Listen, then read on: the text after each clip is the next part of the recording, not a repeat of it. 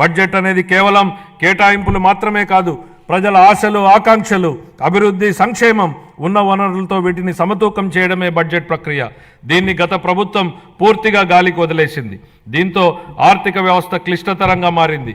దీన్ని సరిదిద్దే దిశగా 24-25 ఆర్థిక సంవత్సరపు మన బడ్జెట్ రాష్ట్ర దిద్దుబాటుకు పునాది వేసింది. ఇప్పుడు మా ప్రభుత్వం ప్రతి రూపాయిని లెక్కించి, ప్రతి శాఖతోనూ లోతుగా చర్చించి, ప్రతి అవసరాన్ని గుర్తించి, వారి భవిష్యత్ సవాళ్లను విశ్లేషించి 25-26 బడ్జెట్ను రూపొందించాం అధ్యక్ష.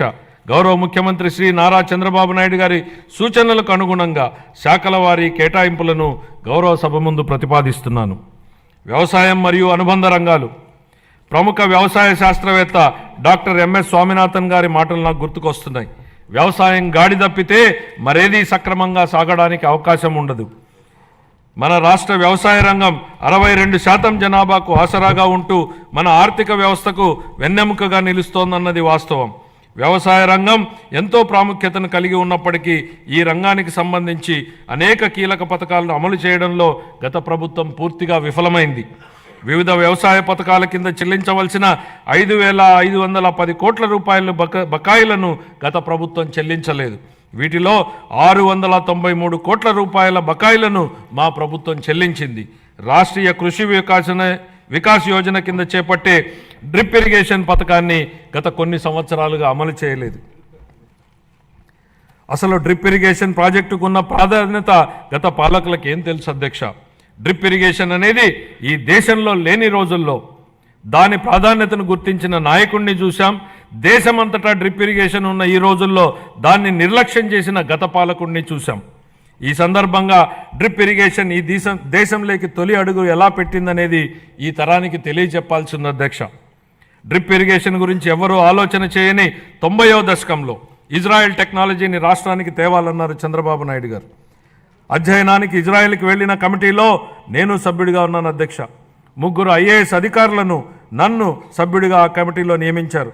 నాటి ఉమ్మడి రాష్ట్ర ముఖ్యమంత్రి చంద్రబాబు గారి సూచనల మేరకు దాన్ని అధ్యయనం చేసి అందించిన నివేదిక ఆధారంగా దేశంలోనే తొలిసారిగా ఉమ్మడి రాష్ట్రంలో డ్రిప్ ఇరిగేషన్ పైలట్ ప్రాజెక్టు ప్రారంభించారు. దీనిపై నాటి కాంగ్రెస్ పార్టీ అవహేళన చేసింది. ఆ తర్వాత డ్రిప్ ఇరిగేషన్పై జాతీయ స్థాయిలో వేసిన టాస్క్ ఫోర్స్కు ఆయనే నేతృత్వం వహించారు.